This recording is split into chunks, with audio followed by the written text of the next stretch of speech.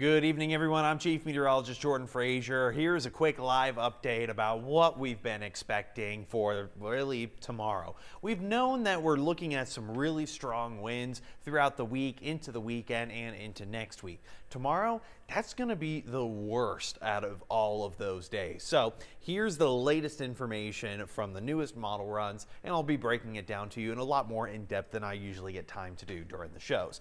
Here's the latest from the National Weather Service in regards to wind warnings. So remember yesterday, well actually, yeah, it was yesterday, Tuesday, when we had those high wind warnings, they were mainly along those high elevations from Artesia all the way down to Alpine. Well, we still have that in there, but this time it's including the entirety of the Permian Basin, all of the I-20 corridor. You got all those high wind warnings. Latest readings on that, we're looking at 65-mile-per-hour wind gusts, if not higher, going to be possible.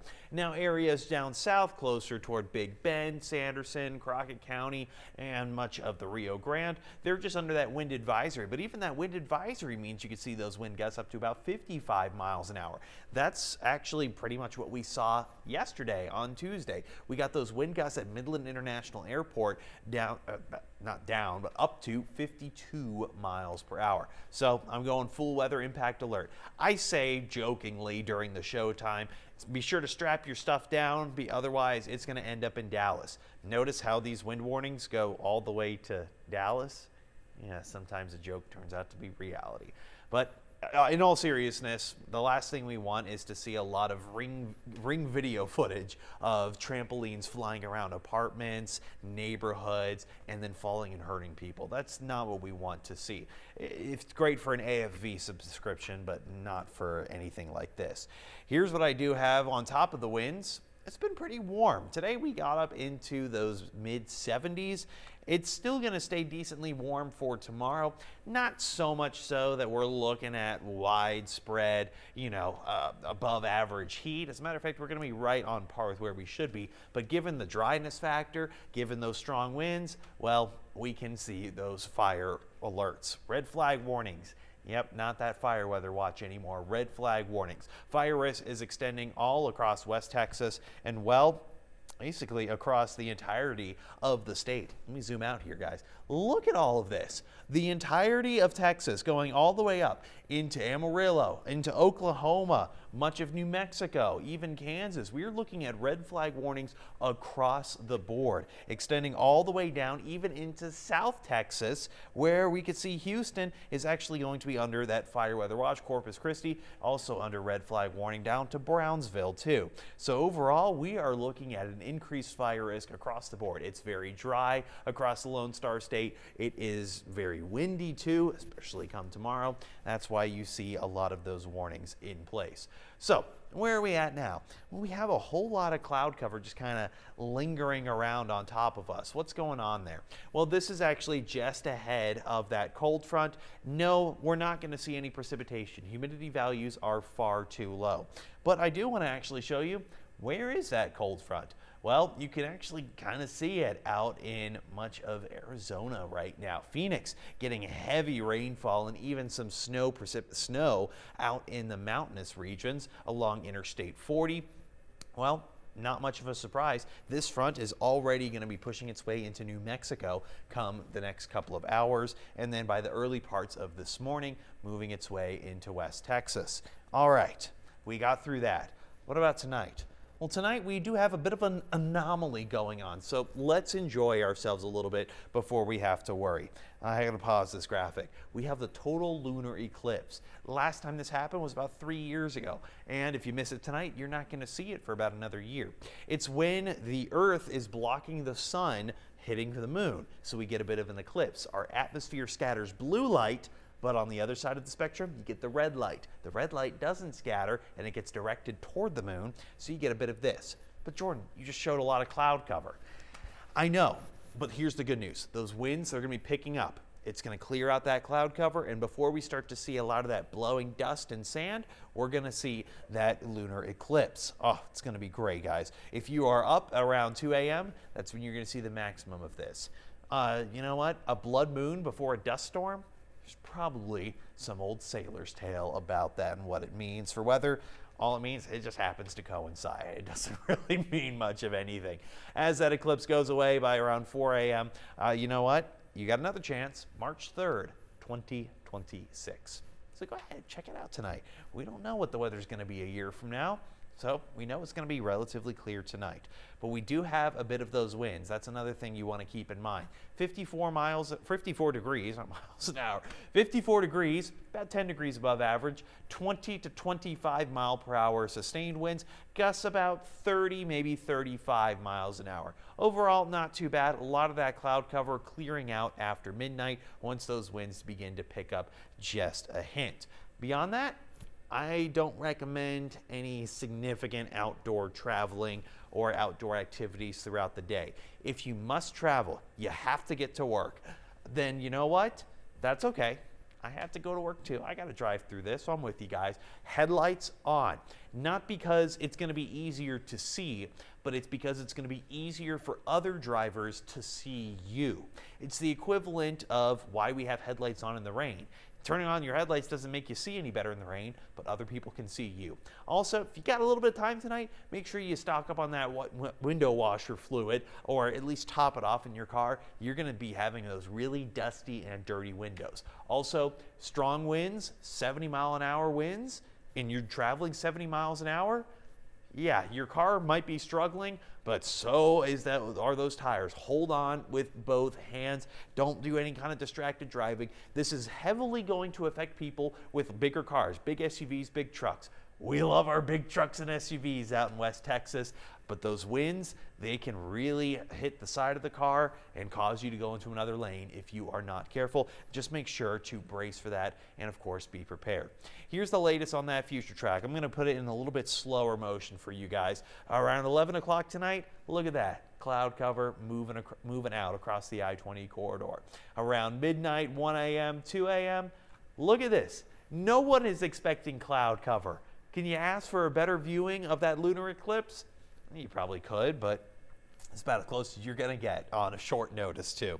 Here's that front. It's moving in really fast. It tries to bring a little bit of shower activity, more so toward Artesia and Carlsbad. It dissipates. Here's 4 a.m., 5 a.m., 6 a.m. It is booking it across the basin. By the early parts of the morning, it completely moves through. Winds are staying on the strong side. They're not going to be letting up anytime soon. And then by noon, this entire system is already out of our region, all the way past the I-35 corridor. But because it's moving so fast, those wind gusts, unfortunately, are also going to be very, very fast. And it's going to linger around, too. You might see a quick pop-up cloud here and there into the late evening. Those winds do begin to calm down, but then we kind of get the leftover stuff. Starting your Saturday morning, yeah, those occasional winds picking up, but a little bit of moisture out toward El Paso, out toward the Guadalupe Mountains. You might even see it showing, hey, some frozen precipitation. The main reason behind that is, well, you have a cold front. It's dropping us about 20 degrees, and when you're high enough up in elevation, you can easily be below freezing. The only thing is, I think this model is exaggerating a little bit, and this is one of the more conservative models, so we don't tend to see a whole lot of activity going on. But nonetheless, if we see some rain, great. We will take it. We are in a desperate drought situation. But don't also at the end of the day, don't expect anything. I know. I feel you guys. All right. Strong winds lasting into the afternoon and the evening. A little bit more of that cloud cover as well. Some of that rain tries to push its way into Midland, Odessa, Big Spring. I'm just not seeing any support to see that be anything long term. If you get a stray sprinkle, that at the end of the day, that's something we have to take, something we have to accept. Wind gusts throughout the next couple of hours. Actually, let's back it up a bit. Here we go. 11 o'clock tonight, not much of anything. Then we start to pick up around 1, 2 a.m. 2 a.m., yeah, this is when you're going to be viewing that lunar eclipse. Carlsbad, Artesia, Hobbs, you're seeing gusts 30, 40, close to 50 miles an hour already. That system moves through. You got to get up early. It's already windy. 5, 6 a.m., 40, 55 miles an hour already. Then we get into the morning. It's still picking up. 50 miles an hour across much of the basin. Then we get into your lunch hour. 60 miles an hour in Carlsbad. Yikes, it's getting stronger. Your lunch hour, maybe you want to go out with some friends for lunch. 71 miles an hour out of Carlsbad, 50 Midland, Odessa, 51 Big Spring. Now these are just models and they're just estimating what those wind gusts are going to be based on the current data. It could certainly be a lot stronger than that, but at the end of the day, it's going to be strong. It's going to be a little breezy. We're going to have limited visibility. That's going to be the biggest threat. A lot of our roads, they tend to lose that visibility. You might not see someone stopped or slowed down in front of you. It leads to multiple accidents. Take your time. We're all going to be running a little bit late somewhere tomorrow because of these winds. It's okay. Take your time.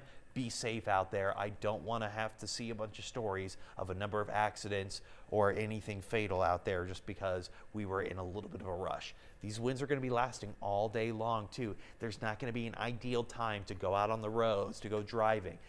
It's not the best situation, but it's what we're dealt with.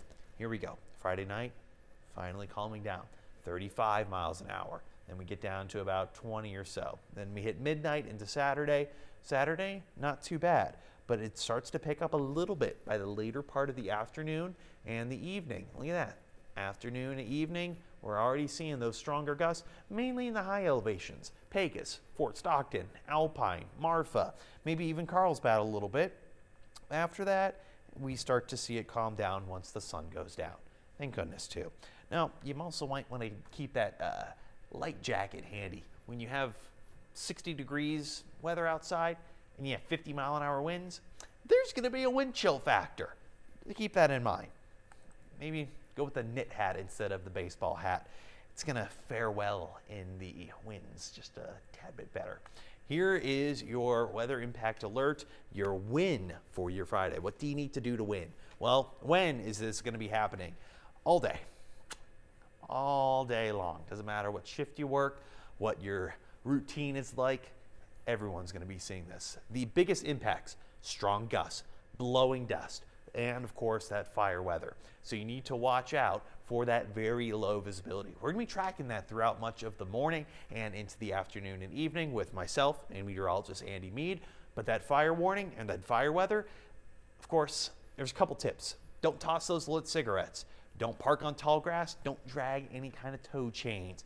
All of that stuff can set off a spark, and given how strong these winds are, how dry everything is, and how warm the temperatures have been, you don't want to end up like the background. I know we're not a foresty region, but at the end of the day, fire is still fire. If we can eliminate a number of issues, you know what? That is the best case scenario. All right, final one, guys. 7-day forecast. Here's what we're looking at. Going weather impact alert for your Friday because of those strong winds. Yes, there are winds on more than just Friday, but Friday is going to be the worst of them. I know we're used to those really strong gusts all across the region, but they're going to last into Saturday. Yeah, still maybe 30, 40 miles an hour, but overall, still enough that you're going to notice, maybe some localized blowing dust, maybe a little dust devil here and there. Just keep that in mind. Sunday, we're back on our warming trend. Start to warm up a little bit. Monday, St. Patrick's Day. Winds are going to be picking up again. This time, though, they're coming in from the south. The winds for tomorrow, they're coming in from the west. Same for Tuesday, also coming in from the south. What does that essentially mean? Well, the wind direction doesn't really mean a whole lot, but it does mean differences in temperatures. If it's coming from the west or the east, it doesn't change temperatures. From the west, it's bringing in some very dry air from the desert. If it's coming from the east, it's bringing in very wet air from the Gulf. If it's coming from the north, cold air from the Arctic. From the south, warm air from Mexico. Kind of get it? All right. So warm air from Mexico Monday, Tuesday. Then we get that Arctic air coming in from the north, coming in Wednesday. That's going to be changing up our winds, changing up our directions, and changing up our temperatures, at least for now. Now, models, of course, can certainly change. There's no need to go weather impact alert. Temperatures, they're going to be changing, but it's springtime in West Texas. Hey, keep up with us for the latest update. Go ahead and download that News West 9 app. It's available for free on the App Store as well as on Google Play, whichever you prefer. We have all the latest details. I go ahead and write up the weather articles every afternoon. Andy Mead writes it up every morning, and we keep you updated. We also clip videos from our shows on there. Go ahead and also follow our Facebook page as well. Chief Meteorologist Jordan Frazier. I be posting updates. I just posted about that lunar eclipse if you want to see the latest on that. Thank you, of course, for watching. We will see you again real soon.